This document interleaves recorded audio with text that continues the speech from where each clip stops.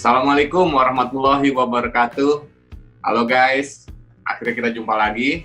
Oh ya, sebelumnya mohon maaf lahir dan batin. Selamat merayakan Hari Raya Idul Fitri 1441 Hijriah untuk teman-teman yang merayakan ya. Oke, nah kita kembali lagi nih, ditemani oleh Bung Joni. Halo Bung Joni. Halo, Bang Eka, minal aidin wal faizin juga buat teman-teman semua. Selamat Hari Raya Idul Fitri 1441 Hijriah, meskipun udah yang hari kelima. Lebih baik lambat daripada tidak sama sekali.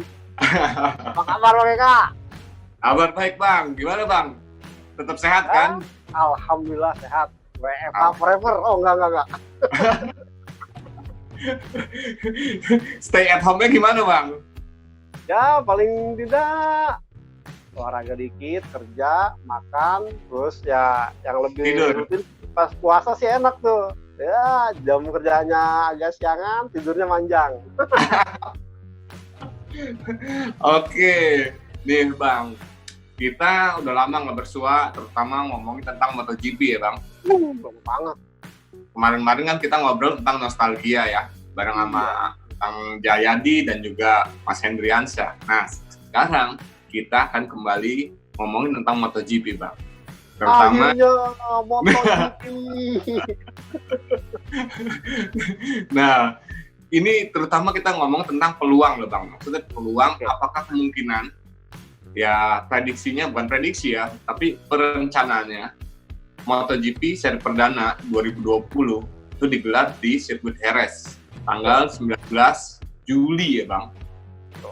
Kurang lebih masih sekitar 1 bulan lebih lah ya. 1 bulan lebih, ya.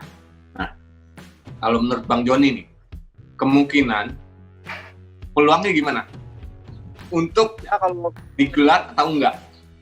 Ya, kalau mau melihat peluang, sebenarnya memang beberapa pihak terkait dari MotoGP, baik itu Dorna Sport, kemudian FIM-nya sendiri, kemudian juga IRTA, serta konsorsium pabrikan, pasti mereka berniat untuk menjalankannya. Meskipun ya setelah awal-awalnya dimundur-mundurkan hingga akhirnya harus banyak yang dimundurkan dan praktis 19 Juli ini akan digelar, mungkin akan digelar dengan beberapa syarat tertentu. Seperti ya kalau kita lihat, mungkin kalau boleh ngambil istilah yang lagi tren sekarang, new normal.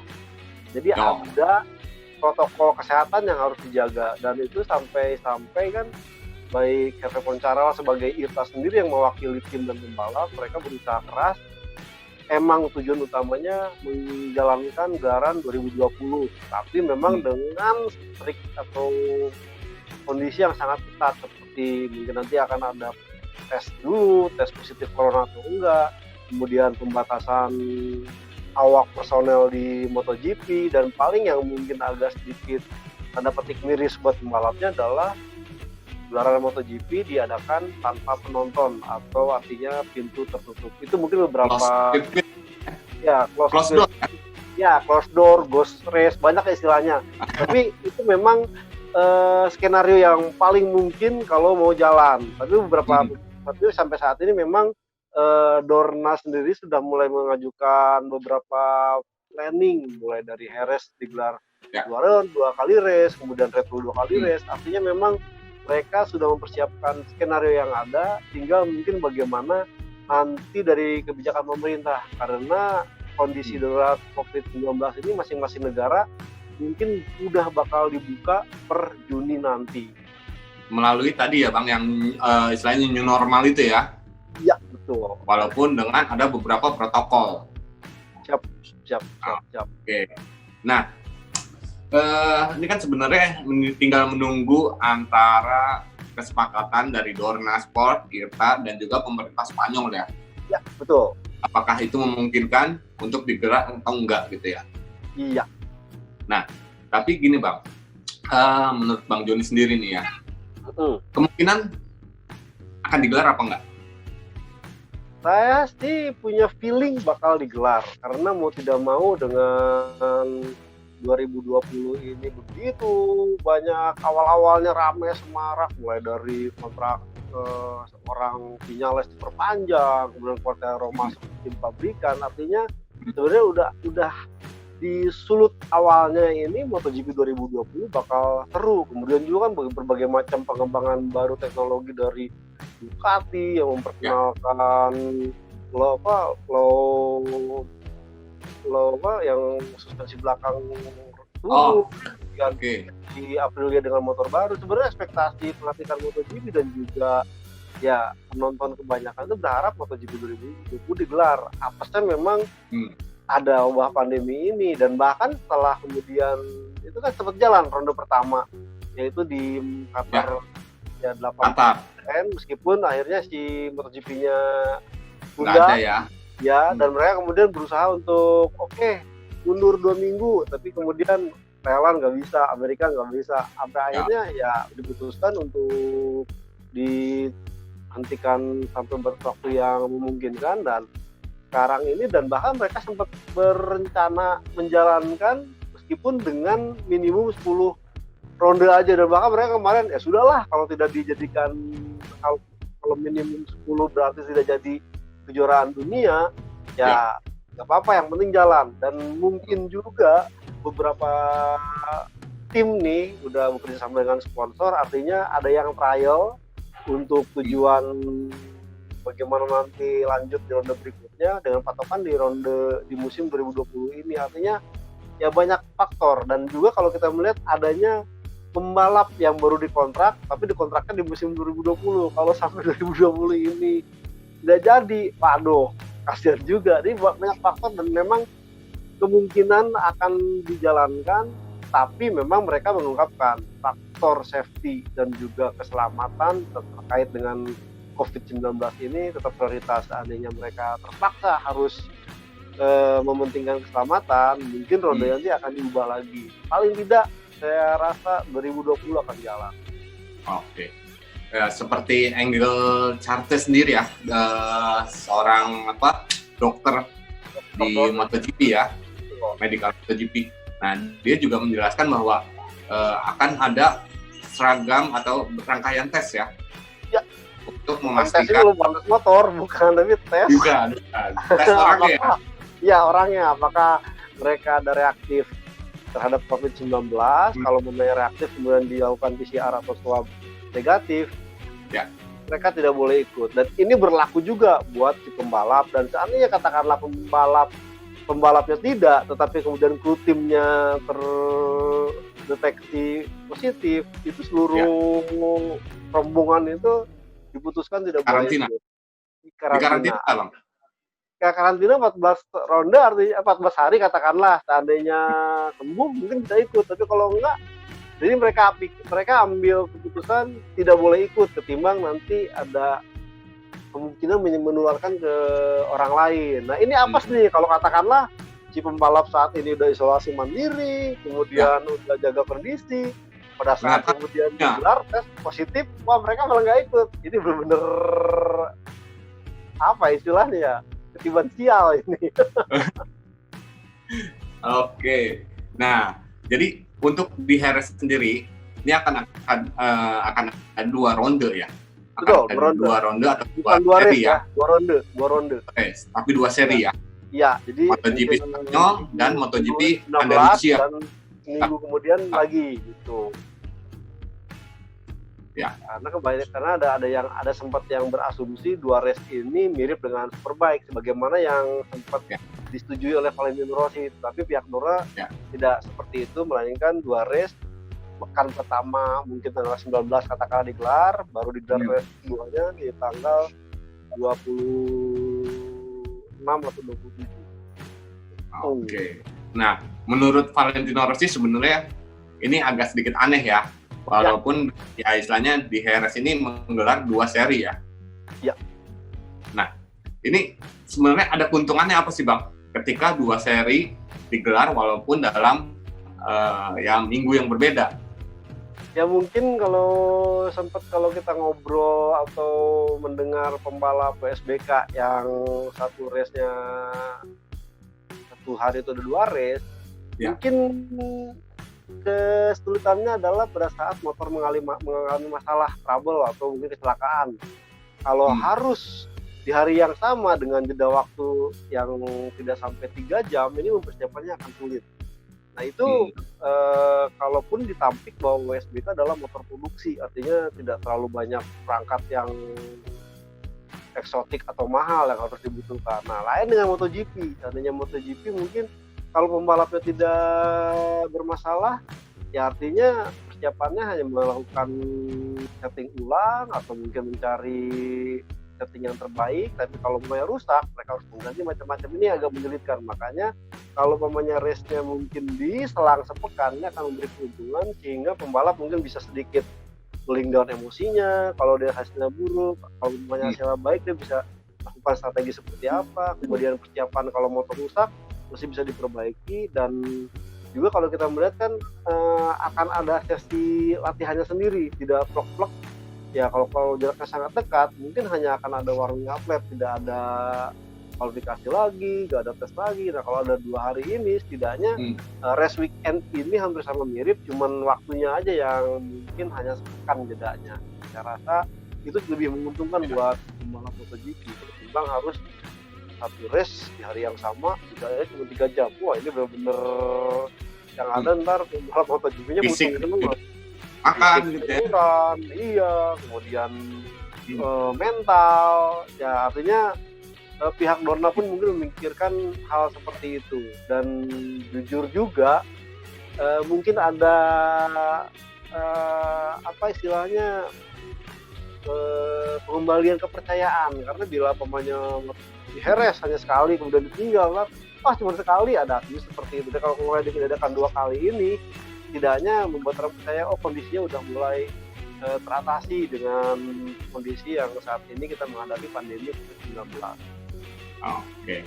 Nah, Bang Joni, ya seperti disebutkan bahwa untuk di 2020 ini ada semacam regulasi, terutama untuk pengembangan motor ya Bang ya. Itu kan dibekukan, di freeze ya. Dibekukan, semua di freeze. Baik itu mesin, baik itu aerodinamis, pokoknya segalanya ya. Betul. Nah, tapi ada ya istilahnya usulan dari Ducati yang istilahnya untuk musim 2020 ini ataupun mungkin 2021 ya sampai 2021 itu hanya satu pembalap menggunakan satu motor. Bener nggak Bang? Betul. Nah itu kalau menurut Bang Joni sendiri usulan seperti itu gimana? Karena gini, kalau menurut dari si Efre Poncharal selaku ketua IRTA, hal itu tidak memungkinkan untuk dilakukan. Nah, kalau menurut Bang Joni, gimana nih?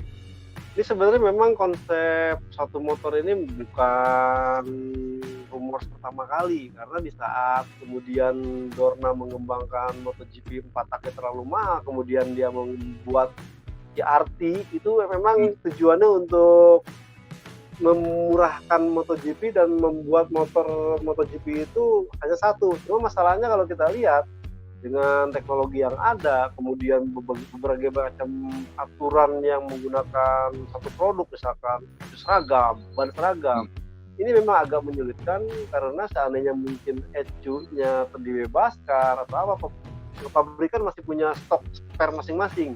Ya, dengan kondisi motor hanya satu, kemudian rusak, ini akan sulit.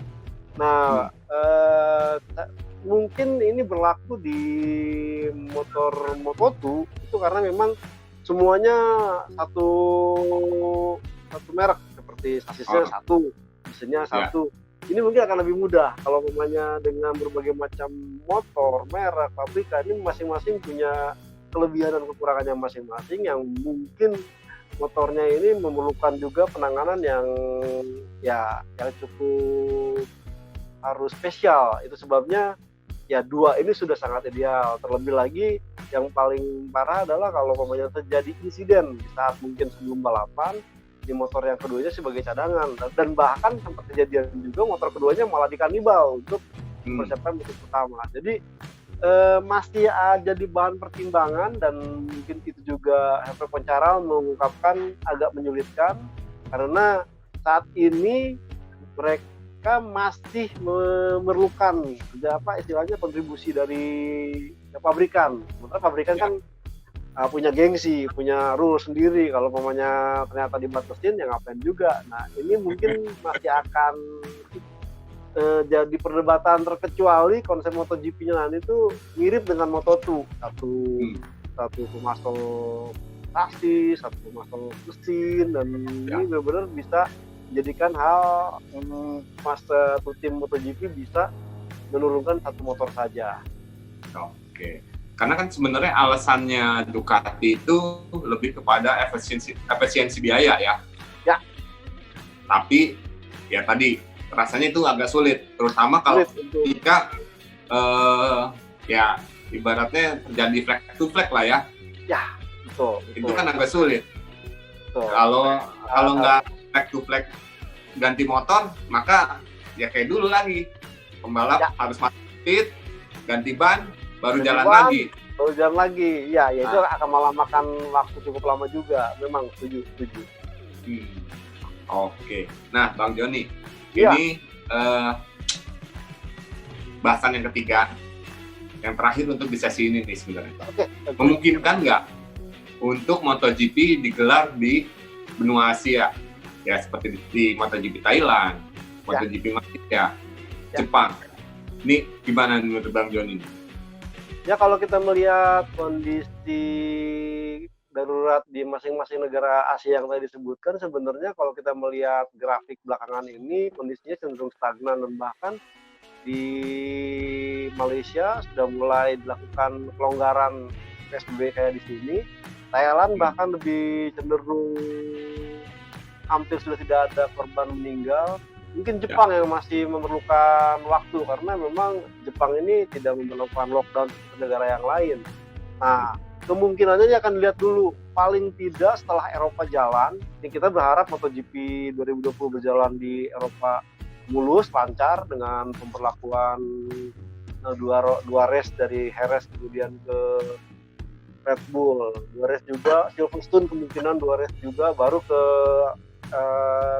Spanyol masing-masing, mungkin Aragon, kemudian ronde yang dimundurkan, baru ke Asia. Nah, Asia sangat dimungkinkan mungkin melihat dulu kondisi nanti pertengahan tahun, apakah mungkin sudah turun sehingga Thailand mudah membuka diri, Malaysia membuka diri, dan Jepang membuka diri. Kalau seandainya mereka sudah berani memperlakukan pelonggaran, tidak butuh kemungkinan ronde Asia di 2020 juga tetap digelar. Oke. Tapi masalahnya adalah Bang Joni ini, bisa dibilang Carmelo sendiri menuntut adanya penonton di sirkuit ketika MotoGP Asia digelar. Karena kan ya istilahnya secara biaya yang harus dikeluarkan, ini kan nggak kecil nih Bang, untuk gelar MotoGP di Asia.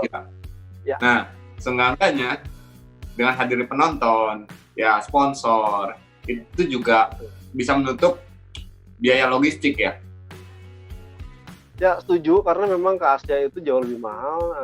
Tapi patut dipikirkan juga adalah ya bagaimana negara masing-masing seperti Thailand di Asia ini, Malaysia dan juga Jepang benar-benar menangani kondisi darurat COVID-nya secara istilahnya benar-benar reda atau tidak. Kalau karena ya dengan mau tidak mau mungkin saat balapan dengan kondisi new normal ini benar-benar dilakukan. Mungkin dari kapasitas yang 1.000 penonton ya cuma setengahnya. Ya apakah pihak Dorna mau seperti itu? Seandainya mungkin ingin melakukan hal seperti itu, rasanya bisa aja, tapi dengan protokol, syarat, dan juga ketentuan yang benar-benar ketat. Nah, apakah Thailand, Malaysia, dan Jepang siap untuk melaksanakan hal itu? Paling tidak sih yang paling aman ya mungkin tanpa penonton aja dulu gitu. Kalau umpamanya mau dilihat lagi, ya paling apes-apesnya ya jumlah penontonnya harus setengah, menjaga jarak dari kapasitas yang ada. Itu yang paling memungkinkan sepertinya. Tapi ntar harga tiketnya jadi lebih mahal dong. Betul, itu yang bikin pusing. Lawang di kita aja kereta api mau dibuka jalurnya, tapi dengan tiket yang itu konsekuensi. Artinya apakah penyelenggara Dorna sebagai pemilik gelaran MotoGP dengan penyelenggara lokal dari Thailand, Malaysia, dan Jepang bersiap untuk menerima penjualan tiket yang lebih mahal dan kemudian mendapat kritik pedas, itu yang mungkin mereka akan patut pikirkan. Paling tidak ya mau nggak mau hal yang masih masuk di akal adalah, atau cara yang paling mudah dilakukan adalah adakan gelaran tanpa penonton lebih dulu, tinggal di TV-nya di borong sebagus-bagusnya mungkin dengan berbagai macam program, berbagai macam promosi yang lain dari MotoGP musim 2019 kemarin. Oke.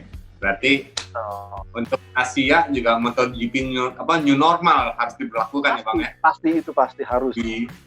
Biar teman-teman yang istilahnya udah kangen, pengen ke sirkuit, pengen nonton apa itu, ya seenggaknya jadi terwujud ya.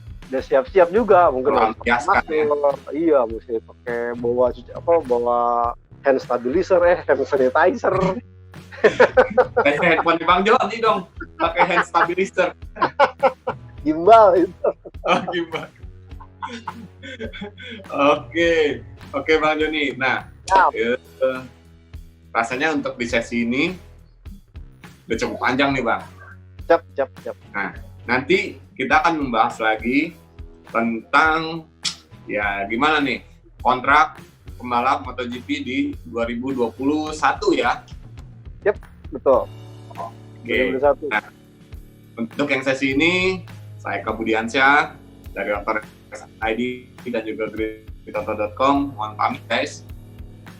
Dan saya Jono Mulia dari motorplusonline.com turut pamit, tapi jangan lupa tetap ikutin konten-konten yang ada di Grid YouTube Otores